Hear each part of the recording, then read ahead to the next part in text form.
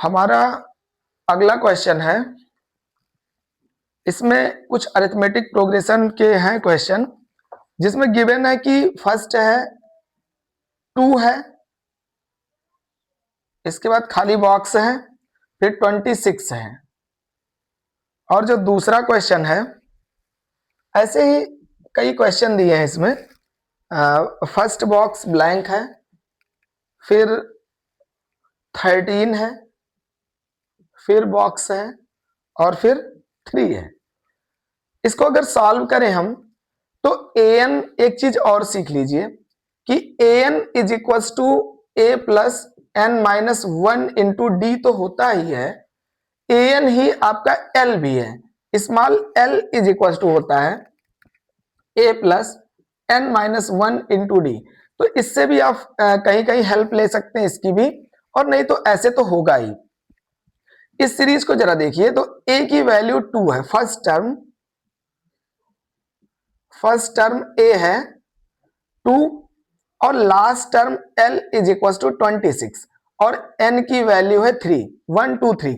d हमें नहीं पता है, अगर d पता चल जाए तो हम इसमें आराम से फिल कर लेंगे। तो जरा इसमें रखिए l की वैल्यू 26 is equal to 2 plus 3 minus 1 into d. इसका मतलब 24 इज इक्वल टू 2d, तो d की वैल्यू आ गई 12। अब अगर d की वैल्यू 12 है तो आपने फर्स्ट एक्सरसाइज में पढ़ा है कि अगर a2 है तो d, अगर सेकेंड टर्म तो a में d को ऐड कर दीजिए, तो second term a2 is equal to होता है a प्लस डी। तो a की वैल्यू 2 है, d की वैल्यू 12 है, तो ये आ जाएगा 14। इसकी वैल्यू आ गई 14, यहाँ पे 14 फिल कर लीजिए। थर्ड टर्म आप खुद ही चेक कर सकते हैं कि अगर इसमें आप 12 जोड़ रहे हैं तो ऑटोमेटिक आपका कितना आ जा रहा है, 26 आ रहा है। इसके बाद ये वाला क्वेश्चन देखिए, इसमें l की वैल्यू 3 है, लास्ट टर्म आपको पता है 3 है, और n कितना है, n की वैल्यू है 4, क्योंकि 1 2 3 4 भले ब्लैंक है लेकिन वहां पे है। तो a, अभी हमें ना तो a पता है ना तो d पता है, काफी चीजें नहीं पता है। n पता है, हाँ एक चीज मुझे टर्म पता है, अगर ये a1 है तो ये a2 है, ये a3 है, वो a4 या l है। तो हमें a2 तो पता है, और a2 इज इक्वल टू है 13। यहां पे एक कॉन्सेप्ट आपको डेवलप कर लेना है। आपसे हमने पहले भी कहा है कि अगर आपको लगता है कि कोई एक वीडियो, कोई शॉर्ट देखने से, कोई ट्रिक देखने से कोई काम चल सकता है, तो नहीं चलेगा। क्योंकि जब आप एक के बाद एक वीडियो कंटिन्यूअसली देखते जाते हैं तो एक कॉन्सेप्ट आप में डेवलप होता है, और वही कॉन्सेप्ट वो फाउंडेशन है जो हमें क्वेश्चन को सॉल्व करने में हेल्प करता है। मैंने एक बार लिखा भी था कि खुद ही करना सीखिए, खुद में आप सुधार, कोई दे सकता नहीं अपनी अक्ल उधार। तो ये आपके ऊपर डिपेंड करता है कि कितना आप प्रैक्टिस करते हैं और कितनी चीजों को परिष्कृत करके, फिल्टर करके बाहर लाते हैं। तो इसमें जो है हमने आपको पहले बताया था कि A2, मैंने फिर एक बार मैं रिपीट कर देता हूं कि अगर an is equal to a plus n minus 1 into d है, तो अगर मतलब यहां n है तो यहां n माइनस 1 है, मतलब एक घट के d के पास में जो d का मल्टीपल है वो क्या है, n से एक कम है। तो an की अगर वैल्यू यहां पे देखा जाए तो a2 है ना, तो a2 इज इक्वल टू हम लिख सकते हैं a प्लस डी, क्योंकि 2 माइनस 1 1 ही होगा, और a2 की वैल्यू है 13 is equals to a plus d. ये हमारा इक्वेशन नंबर 1 बन गया। अगर आपको साफ साफ दिख रहा है कि आपके दो वेरिएबल गायब हैं, दो टर्म गायब है, तो बिल्कुल वहीं से आप बिल्कुल आश्वस्त हो लीजिए कि आपको दो इक्वेशन बनाने ही पड़ेंगे। जरा ये वाला दूसरा इक्वेशन देखते हैं, L is equal to a plus n minus 1 into d होता है। अगर L is equal to a plus n minus 1 into d होता है तो L की वैल्यू 3 मुझे पता है, a नहीं पता है, कोई बात नहीं, n की वैल्यू तो पता है ना, 4 माइनस 1 और d की वैल्यू भी नहीं पता है, तो 3 is equal to a plus 3d हो जाएगा इक्वेशन नंबर 2। अगर एक और दो दोनों इक्वेशन को हम सॉल्व करें यहां इत्मीनान से, तो a plus d is equal to 13 और a plus 3d is equal to 3। आपने पहले पढ़ा होगा 2-3 मेथड आपने, एक एलिमिनेशन मेथड है और मतलब 2-3 मेथड है इसको सॉल्व करने के लिए लीनियर इक्वेशन को विद 2 वेरिएबल। देखिए इसको हम सब्ट्रैक्ट करते हैं तो यहां माइनस ये क्या होगा, कैंसिल आउट हो जाएगा और d माइनस 3d हो जाता है माइनस 2d और ये 13 माइनस 3 हो जाएगा 10। तो d की वैल्यू आ जाएगी 10 अपान माइनस 2, तो आ जाएगा 5 नहीं -5। d की वैल्यू आ गई -5। अब पुटिंग द वैल्यू ऑफ, इस बात को यहां लिख लीजिए, putting the value of d in equation 1। अगर इक्वेशन 1 में हम स्मॉल d की वैल्यू को पुट करें तो यहां पे है a कहां है, a की वैल्यू कितनी आई अभी नहीं पता है ना। ये एक इक्वेशन देखिए a plus d is equal to 13 है, तो a की वैल्यू रख लीजिए, कुछ न रखिए, d की वैल्यू -5 रखिए और 13, तो a is equal to 13 plus 5 is equals to 18। तो a की वैल्यू 18 आ गई और d की वैल्यू -5। आइए जरा रख के देखते हैं, अगर यहाँ 18 रख दें तो 13 -5 करने पे ही आता है और इसमें से आप 5 सब्ट्रैक्ट कर लीजिए तो 8 आ जाएगा और 8 से 5 सब्ट्रैक्ट करने पे 3 आता है। इस तरह से हमारा ये वाला जो सीरीज है पूरा हो जाता है। ऐसे ही सेम क्वेश्चन है थर्ड। क्वेश्चन नंबर जो थर्ड है वो हम आपको बताएंगे नहीं, क्योंकि वो फर्स्ट का बिल्कुल सगा भाई है और जब दोनों सगे भाई हैं तो आप उसको खुद से कर लीजिएगा, क्योंकि उसमें सिर्फ एक ही अंतर करना है। मैं वो आपको समझा देता हूं। ऐसे है और 9:1/2 है, बस आप L पता है आपको, A पता है और N की वैल्यू यहाँ 3 रखे थे, यहाँ पे 4 रख लीजिएगा, D आ जाएगा। आप ऐड करते जाएंगे तो आपको आंसर मिल जाएगा। तो थर्ड नहीं कर रहे हैं। फोर्थ जरा देखिए, फोर्थ है, इसमें गिवन है -4। ये भी इजी है लेकिन बता देते, इजी तो है ये। -4 है, फिर 1 2 3 4 और 6। अगर इसे हम सॉल्व करें तो इसमें भी देखिए L की वैल्यू 6 है, A की वैल्यू -4 है, N की वैल्यू कितनी है 1 2 3 4 5 6 है और D की वैल्यू फाइंड करनी है। तो फार्मूला होता है an is equal to a plus n-1 into d, या L, an लिखिए या L लिखिए। तो L की जगह यहां 6 रख लीजिए। 6 is equal to -4 plus n की वैल्यू 6 -1 और d की वैल्यू ऐसे ही रहने दीजिए क्योंकि d फाइंड करना है, इधर ये आ जाएगा। तो 6 + 4 is equals to 5d, 10 is equals to 5d, तो d is equals to 10 upon 5 is equals to 2। तो ये हमारा आंसर d का कितना आ जाएगा, 2 आ जाएगा। तो जरा ऐड करके आइए देखते हैं यहां तक सही सही आंसर आ रहा है कि नहीं। तो d है, यहाँ -4 है, इसमें 2 आप सब्ट्रैक्ट मतलब ऐड करेंगे तो ये -2 हो जाएगा। इसमें 2 ऐड करेंगे तो 0 आ जाएगा, 0 में 2 ऐड करेंगे तो 2 आ जाएगा, 2 में 2 ऐड करेंगे तो 4 आ जाएगा और 4 में अगर 2 ऐड कर देंगे तो 6 आ जाएगा।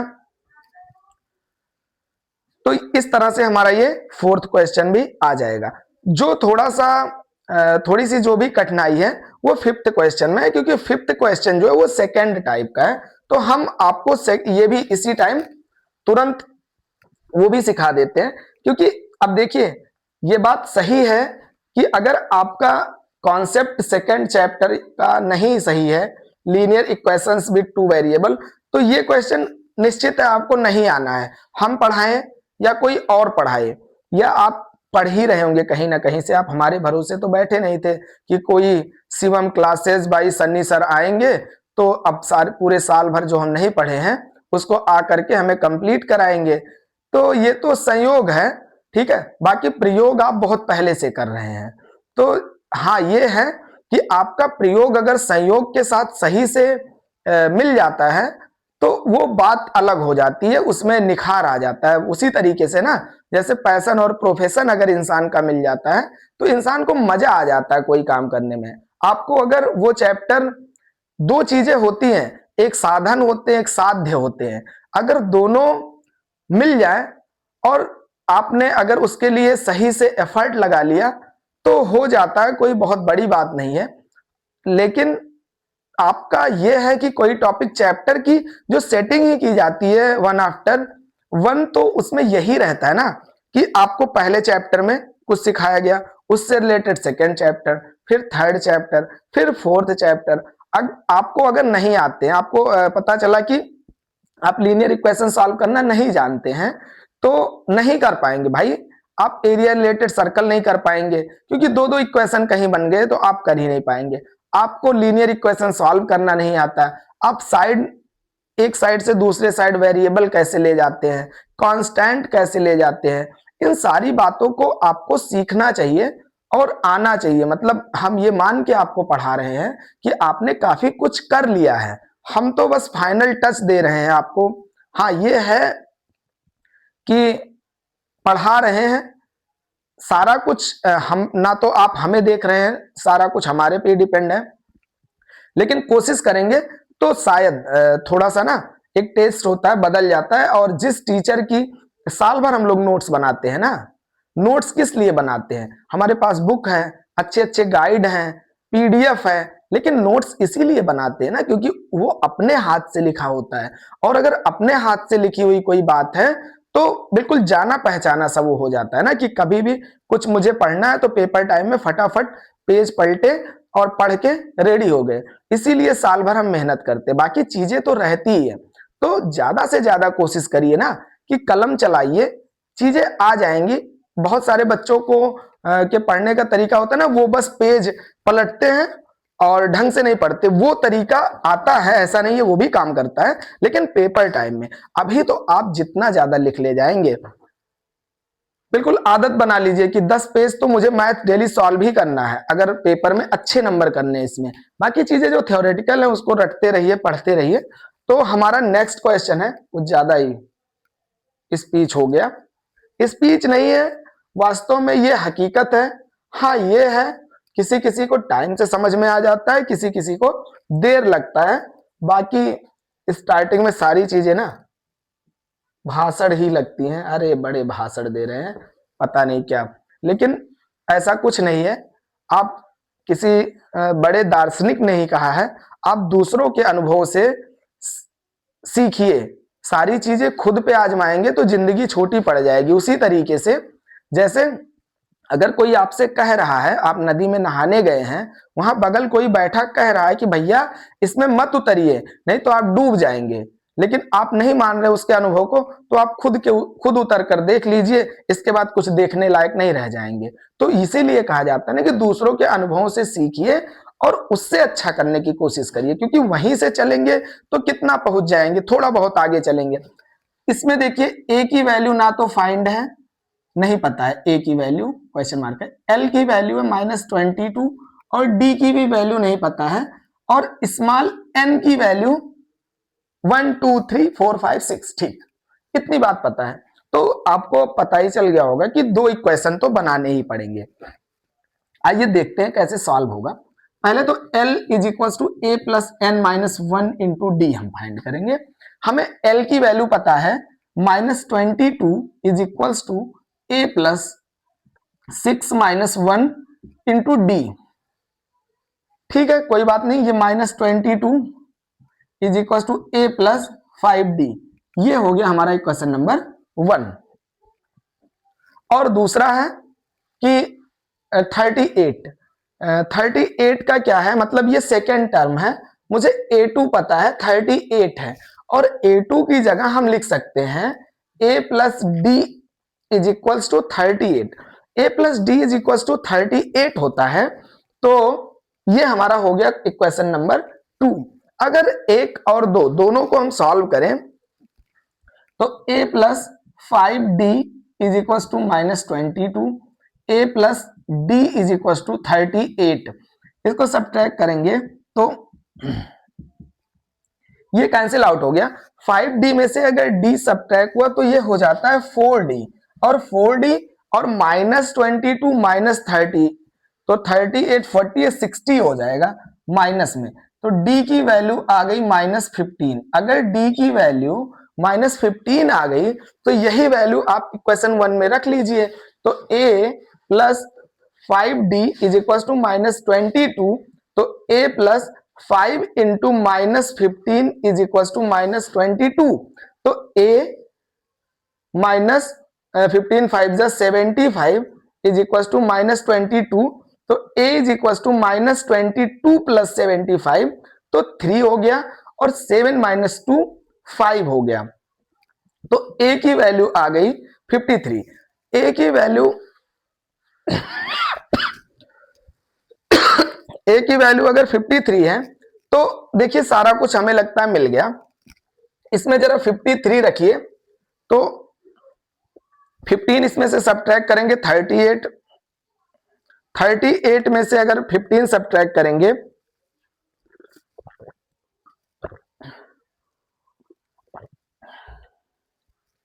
क्या करें भैया, मौसम ही शादी ब्याह वाला चल रहा है, तो दौड़ भाग में खांसी खराश ये पकड़ ही लेता है, लेकिन कोई बात नहीं। यूट्यूब पे भी पढ़ाने वाला इंसान ही होता है, कोई रोबोट नहीं होता है। तो ये तो जो ये है 30 है, तो 38 में से जरा 15 सब्ट्रैक्ट करिए तो कितना आ जाएगा 23, और 23 में से 15 सब्ट्रैक्ट करिए तो 8, 8 में से जरा घटाइए तो -7, -7 में से सब्ट्रैक्ट कर लीजिए तो कितना आ जाएगा -22। इसका मतलब जो कुछ भी यहाँ पे सारा कुछ हमने किया है, सॉल्व किया है, तो उसका जो आंसर आया वो बिल्कुल इनके टेबल से अच्छी तरीके से टैली कर गया, और टैली कर गया तो सही है। इस तरह से आपके ये भी जो 5 क्वेश्चन थे ये भी कंप्लीट हो गए। ये हो सकता है आपको ऐसा टेबल ऐसा ना दे पेपर में, लेकिन ये इस एक्सरसाइज की बैकबोन है। अगर ये रेडी आपका है तो फिर ठीक है, आपका ये चैप्टर अच्छे से स्टैंड हो जाएगा, आप कर ले जाएंगे। तो इसके बाद का जो क्वेश्चन है आइए उसको सॉल्व करते हैं। हमारा जो थर्ड क्वेश्चन है इसमें पूछा which term of the AP3 8 13 18 is 78। इसमें देखिए फर्स्ट टर्म है, first term small a is equal to 3, d is equal to 5, n find करना है, l मान लेते हैं कि let the nth term is 78, l की वैल्यू 78 है। जरा इसको अगर रखें तो l is equal to a plus n minus 1 into d, तो ये हो गया 78 is equal to 3 plus n minus 1 into 5। तो इधर ये आ जाएगा 75 is equal to n minus 1 into 5। तो n minus 1 is equal to 15, क्योंकि ये 5 आके इधर डिवाइड कर देगा तो n की वैल्यू आ जाएगी 16। मतलब जो 16th टर्म है यही क्या है हमारा 78 है। आपका मन करे खाली हो, फुर्सत में हो, कोई काम धंधा ना हो तो आप लिख डालिए बैठ के, आ जाएगा आंसर आपका। इसके बाद में नेक्स्ट जो क्वेश्चन है find the number of term in each of the following APs. इसमें जो आपका नेक्स्ट 5th नंबर क्वेश्चन है ये 4th था। 5th नंबर क्वेश्चन अगर दिया है जैसे 7 है, 13 है, 19 है और डैश डैश करके है लास्ट में 205। इसमें पूछ ये रहा है कि find the number of term, small n की वैल्यू पूछा है कि कितने नंबर ऑफ टर्म है। सेम 7, d की वैल्यू 13 माइनस 7 6, l की वैल्यू लास्ट टर्म 205। सारा का सारा आपको पता चल गया, बार बार फर्स्ट टर्म मत लिखाइए, लेकिन पेपर में आएगा तो आपको कोई एक क्वेश्चन करना होगा ना। यहाँ तो क्वेश्चन के भंडार लगे हुए हैं, अब पता चले सब में हम first term small a is equal to common difference d is equal to, तो समझ लीजिए, कुछ आप समझेंगे तो हमें समझाने में इजी होगा। बाकी यहाँ कोई ऐसा वो रील वाला मामला नहीं चल रहा है, वास्तव में कोशिश यही कर रहे हैं ना कि जब पढ़ा रहे हैं तो पढ़ा ले ढंग से।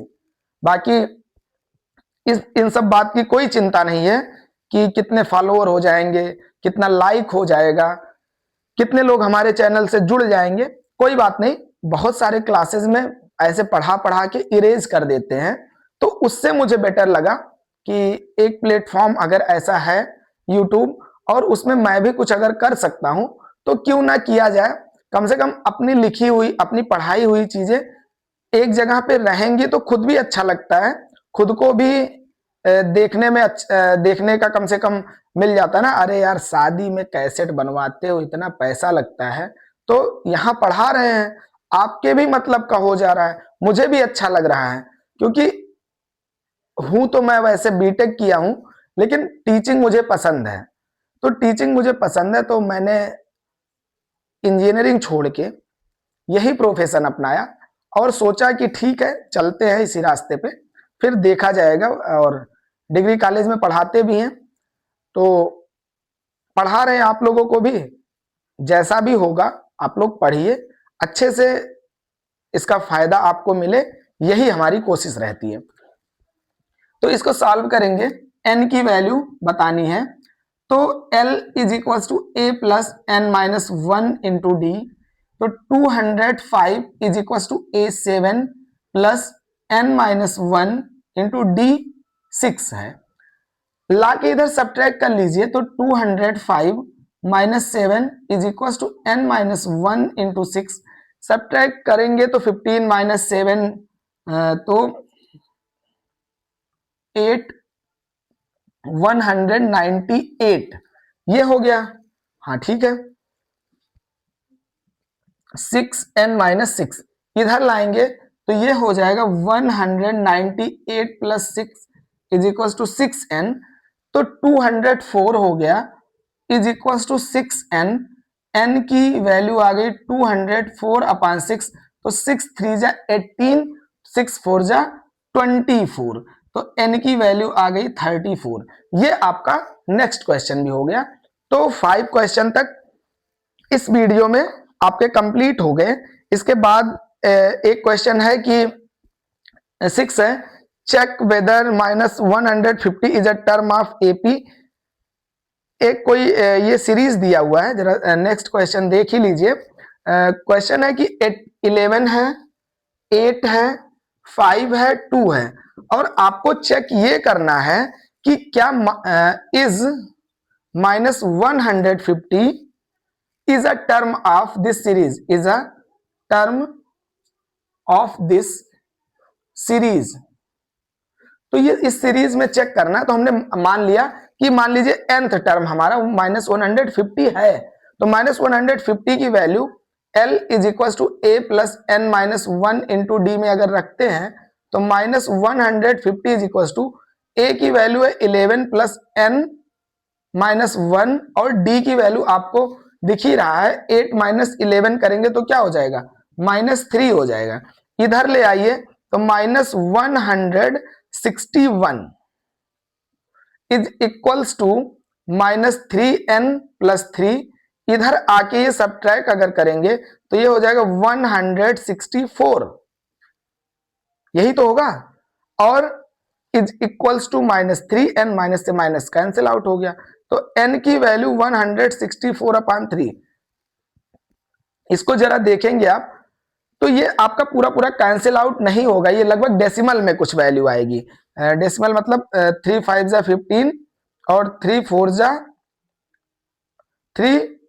15 और 3 4 जा 12, फिर 3.36 जा करके ऐसे समथिंग आ रहा है। तो देखिए, कोई भी टर्म है ना, तो वो एक कंप्लीट वैल्यू होगी, डेसिमल में नहीं होगा, ठीक है। वो एक कोई नेचुरल नंबर होना चाहिए।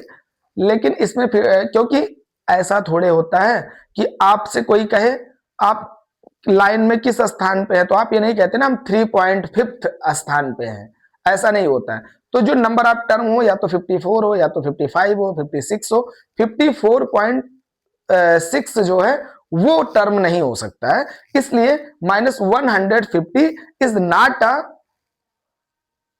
Term in this series. ये इसका आंसर हो जाएगा, जो हमारा 6th क्वेश्चन है। इसके बाद का एक क्वेश्चन है, उसको अगर हम सॉल्व करें, 7th नंबर, 7th नंबर जो क्वेश्चन है हमारा, फाइंड दिया है कि find the 31st term of an AP. इस क्वेश्चन को नोट करते हैं कि फाइंड द 31st टर्म, पुराने कॉन्सेप्ट का ही यूज इसमें भी करना है। Find the 31st term of an AP whose 11 term is 38 and the 16th। हाँ, एक बच्चा और कह रहा था सर आप पढ़ाते पढ़ाते जब क्वेश्चन बोलते हैं इसके बाद गायब हो जाते हैं। गायब का मतलब क्या है? कोई एक्टिंग तो कर नहीं रहे भैया कि हमेशा कैमरे के आगे रहेंगे। क्वेश्चन हमने लिख दिया, थोड़ा सा कॉन्सेप्ट समझा दिया, इसके बाद मुझे आके इधर से सॉल्व करना पड़ता है, और इतनी बड़ी स्क्रीन है नहीं, और ना तो कोई डीएसएलआर कैमरे से हम इसकी रिकॉर्डिंग कर रहे हैं, मोबाइल से रिकॉर्ड करके आपको पढ़ा रहे हैं। हाँ, कोशिश करते हैं कि रहे ज्यादा से ज्यादा आपके सामने ही, लेकिन क्वेश्चन जब अब जैसे क्वेश्चन हमने लिख दिया, अब इसे सॉल्व करने के लिए, क्योंकि काफी कुछ इसमें लिखना पड़ता है, तो जो बोर्ड है हमारा ये लगभग भर जाता है, तो मुझे एक किनारे से लिखना पड़ता है, ठीक इसीलिए। बाकी हम कहीं गायब नहीं होते, सामने ही रहते हैं आपके, आई टू आई कॉन्टेक्ट जब मुझे लगता है तो हम आपसे आके करते हैं। फाइंड द 31st टर्म दिया है कि फाइंड करना है A31 की वैल्यू आपको फाइंड करनी है, जिसमें 11th टर्म है, A11 है 38 और A16 है 73। अगर ये जो है 73 है तो फिर ठीक है, आपको मैंने बताया भी था कि an is equal to a plus n minus 1 into d होता है, तो n में से ही जो n वहां लिखा रहेगा उससे एक कम ही d वाला होगा। तो देखिए, ये इसको पहले लिखते हैं, A11 इज इक्वल टू 38, तो इसको आप लिख सकते हैं a plus 10d is equal to 38। ये इक्वेशन नंबर 1 है। सेकेंड है A16 इज इक्वल टू 73, तो इसको लिख सकते हैं a plus 15d is equal to 73। ये है हमारा इक्वेशन नंबर 2। तो फ्रॉम इक्वेशन 1 एंड 2, अगर 1 और 2 से इसको देखा जाए तो सॉल्व करेंगे, तो लिख लेंगे a plus 10d is equal to 38, a plus 15d is equal to 73। इसको सब्ट्रैक्ट करिए तो ये कैंसिल आउट हो गया। 10 में से अगर 15 को सब्ट्रैक्ट करेंगे तो -5d आ जाएगा, और इसको जब सब्ट्रैक्ट करेंगे तो 13 माइनस 8 हो जाता है 5, और यहाँ 6 में 3 35 आ गया, तो -35 यहाँ आ गया। अब d की वैल्यू अगर फाइंड करें तो -35 अपान -5 इज इक्वल टू 7। तो स्मॉल d की वैल्यू कितनी आ गई? 7 आ गई। और यही d की वैल्यू फर्स्ट या सेकंड इक्वेशन में रख लीजिए। Putting the value of d in equation 1, equation 1 हमारा है a plus 10d is equal to 38। तो a plus 10d is equal to अगर 38 है तो a plus 10 into 7 is equal to 38, तो आ जाएगा a is equal to 38 minus 70। तो ये हो गया 32 माइनस 32, इसमें a की वैल्यू आ गई और d की वैल्यू आ गई कितनी? d की वैल्यू आ गई 7। एक बार इसको एक बार आप लोग देखिए जरा, इस तरह से आपका a आ गया और d आ गया, तो पूछा कौन सा है हमसे? a प्लस A31, तो ये हो जाएगा a प्लस 30d। तो a की वैल्यू कितनी है? -32 प्लस 30 इंटू 7, तो -32 प्लस 210। इसको अगर आप सब्ट्रैक्ट कर लेंगे तो सब्ट्रैक्ट करने पे आएगा कितना? आ जाएगा 8 178। A31 की वैल्यू कितनी है? 178। कॉन्सेप्ट मेन है, कॉन्सेप्ट आपको आता है, मैंने पहले भी सिखा दिया था। इसको आप तब सॉल्व कर लेंगे, और जब सॉल्व कर लेंगे तो बहुत इजीली आपको ये समझ में आ जाएगा। इस तरह से इस वीडियो में हम 7 क्वेश्चन तक कंप्लीट कर लिए हैं, क्योंकि थोड़ा बड़ा चैप्टर है, 20 क्वेश्चन है, तो छोटे छोटे वीडियो बना करके नेक्स्ट वीडियो में या 1 या 2 वीडियो और लगेंगे, उसमें आपका ये चैप्टर, ये भी एक्सरसाइज कंप्लीट हो जाएगा। थोड़े टाइम लगेंगे, मुझे लगता है कि इस वीक के लास्ट तक ये खत्म हो जाएगा, और कुछ ना कुछ साथ में और भी कोई सब्जेक्ट ले करके चलेंगे।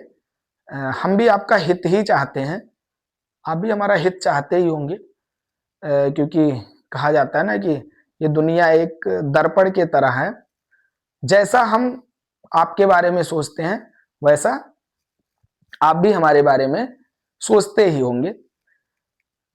एक छोटी सी कहानी सुन लीजिए, बचपन में आपने सुना भी होगा। एक बार एक बुढ़िया लकड़ी का, जंगल से कुछ लकड़ियां काट करके सिर पे गट्ठर बना करके लेके जा रही थी। रास्ते में अकबर और बीरबल दोनों लोग जा रहे थे। तो अकबर ने कहा कि देख रहे हो कितनी चोर बुढ़िया है, हमारे जंगल से लकड़ियां चुरा करके ले जा रही है। तो उन्होंने कहा कि बीरबल ने, अरे नहीं महाराज, कोई बात नहीं, कोई गरीब है, थोड़ी बहुत सूखी लकड़ियां ले जा रही है। तो उन्होंने कहा अच्छा ठीक है बीरबल, क्या तुम ये बता सकते हो कि ये बुढ़िया हमारे बारे में क्या सोच रही होगी? तो बीरबल ने कहा कि जैसा आप उसके बारे में सोच रहे हैं वैसा वो भी सोच रही है। तो जा करके उन्होंने उससे पूछा कि माता जी, हमने सुना कि आपने कुछ सुना नहीं क्या, महाराज चल बसे। तो बुढ़िया गट्ठर अपना फेंकती है सिर से और नाचने लगती है कि अरे बड़ा अच्छा हुआ कि ये बुढ़िया मर गई, मतलब वो राजा मर गया, कि ऐसे राजा का ना होना ही अच्छा है। फिर थोड़ी देर बाद उन्होंने कहा कि हाँ यार तुमने बात तो सही कहा।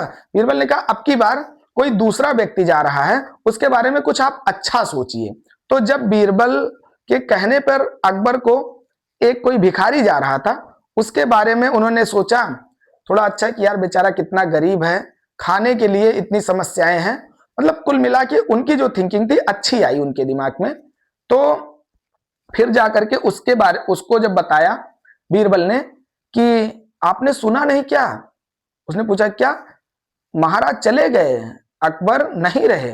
वो बेचारे, तब वो बुढ़िया क्या करती है, दहाड़े मार करके रोने लगती है, अरे इतना दयालु राजा कैसे जा सकता है, भगवान अगर आपको प्राण लेने ही थे तो मेरे ले लिए होते, ऐसे राजा को इस धरती पर रहना चाहिए। तो बीरबल ने कहा कि देखा महाराज, आप जैसा सोचते हैं किसी के बारे में वैसा ही वो भी आपके बारे में सोचता है, और ये सच भी है कि जाकी रही भावना जैसी, प्रभु मूरत देखी तिन तैसी। धन्यवाद। इसी तरह से आप हमारे चैनल से जुड़े रहिए, पढ़ते रहिए, बीच बीच में ठीक है, हम तो कवि आदमी हैं, कुछ ना कुछ आपको सुनाते रहेंगे, बताते रहेंगे, क्योंकि चरित्र निर्माण भी बहुत जरूरी है। बिना चरित्र निर्माण के एक अच्छा स्टूडेंट हम दे सकते हैं, लेकिन देश को अच्छा नागरिक नहीं दे सकते। धन्यवाद।